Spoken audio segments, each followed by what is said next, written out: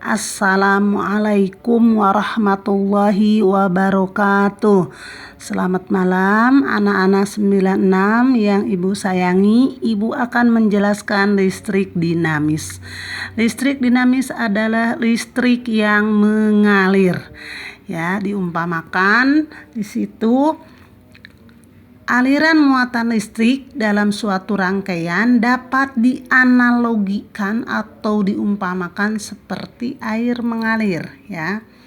Air akan mengalir dari tempat yang tinggi ke tempat yang rendah. Dalam sebuah ilustrasi, apabila ada suatu akuarium, ya, ini ada pompa airnya, ada pipanya. Kemudian dalam rangkaian pipa di sini ada kerang, ada keong, ada ikan menghambat aliran ini, maka aliran air pun akan berkurang karena ada yang menghambat. Nah, dalam sketsa aliran listrik, ya, ini ada sumber tegangannya adalah baterai, ada kabel sebagai penghantarnya, kemudian ada resistor tadi yang menghambat, namanya resistor, dilambangkan dengan R, ya. Dalam rangkaian tertutup sebuah rangkaian listrik ada sumber tegangan listrik atau sumber arus, ada penghantarnya, kabelnya, lampu bisa menyala.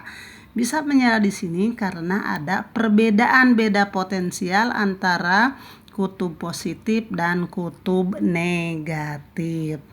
Ya, di dalam kehidupan sehari-hari biasanya orang menggunakan baterai. Yang banyak di pasaran adalah baterai ABC. Ya, dirangkai seperti ini, sketsanya ini, ya. Ini lambang baterai, ya. Lambang baterai ini ada yang garis yang tinggi adalah kutub positif, garis yang pendek adalah kutub negatif. Nah, apa yang mengalir dalam suatu rangkaian listrik, ya? Arus listrik adalah banyaknya muatan listrik yang mengalir dalam suatu penghantar persatuan waktu, ya. Ini ada kabel melingkar, ada sumber tegangan. Sini lampu bisa menyala. Berapa banyaknya arus yang mengalir dalam rangkaian ini, ya? Nah, dirumuskan bahwa I sama dengan Q dibagi T. Q dibagi T. I-nya arus, Q-nya muatan, T-nya waktu, lamanya penggunaan. Untuk mempermudah disingkat jadi IQ. Ya. I adalah arus listrik dalam satuan ampere, Q-nya muatan listrik dalam kolom, T-nya waktu penggunaan dalam sekon. Ada contoh soal. Nah, di sini ada sebuah karikatur. Seorang profesor pengen menghitung berapa jumlah elektron yang melewati kedua panah ini. Ya, nggak mungkin. Namanya elektron tidak bisa dilihat oleh mata. Contoh soal dalam penerapan. Sebuah rangkaian tertutup, ya. Muatannya 12 kolom, dinyalakan selama 4 sekon. Ini saklarnya ditutup, maka dapat dihitung arus yang mengalir. Arus yang mengalir tinggal dibagi. Q dibagi T. Contoh kedua. Ya, dalam rangkaian listrik juga nih.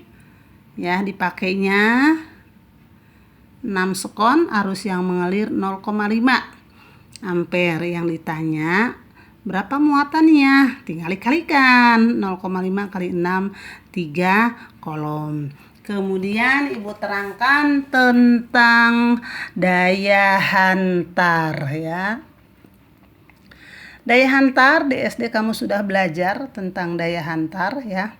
Ada konduktor, ada isolator, dan ada semikonduktor. Ya, di sini ada sebuah kawat, ya. Kawat tembaga, yang paling ideal itu tembaga, ya. Ini ada luas penampang kawat, ini ada panjang kawat.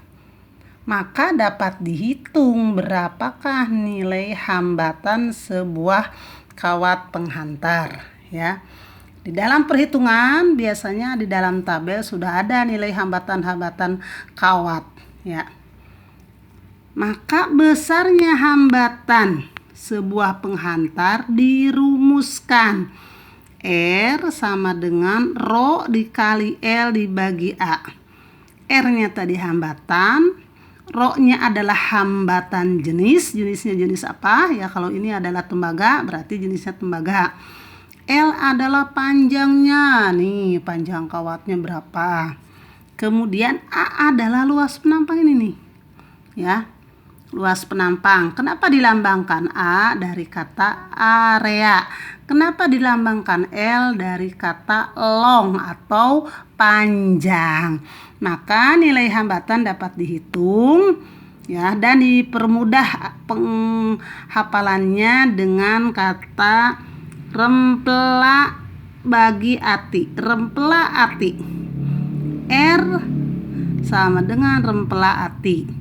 R sama dengan Rho itu rempela, L-nya lah, A-nya ati, ya. Nah, ini ada tabelnya. Dalam tabel tembaga itu 1,74, ya, kali 10 pangkat min 8. Ya, makanya dalam hitung-hitungan boleh bulatkan jadi 2, ya, untuk mempermudah aja. Sini ada contoh soal. Sebuah kawat panjangnya 15 meter, memiliki luas 3. Kemudian hambatan jenisnya, ya, 2 kali 10 pangkat min 8 ohm meter. Berapakah nilai hambatannya? Udah diketahuinya ada. L-nya 15, A-nya 3, Rho-nya 2 kali 10 pangkat 8 ohm meter. Yang ditanya R. Tinggal dijawab R sama dengan Rho dikali L dibagi A. Rho-nya tadi 2 kali 10 kali 15 dibagi 3. 15 dengan 3 coret, hasilnya 5. 2-nya tetap, 2 kali 5, 10. Tulis depan 10. Jadi 10 kali 10 pangkat min 8 ohm. Jadi nilai hambatan kawatnya adalah 10 kali 10 pangkat min 8 ohm. Nah, ada faktor-faktor berarti dapat dihitung dong. Faktor-faktornya dapat ditentukan. Kalau tadi dapat dihitung, maka faktor-faktor yang mempengaruhi hambatan kawat pertama adalah jenis kawat, panjang kawat, dan luas penampang kawat, ya. Nanti ada soal yang akan Ibu berikan, kamu kerjakan. Untuk kesempatan ini Ibu cukupkan sekian. Assalamualaikum warahmatullahi wabarakatuh.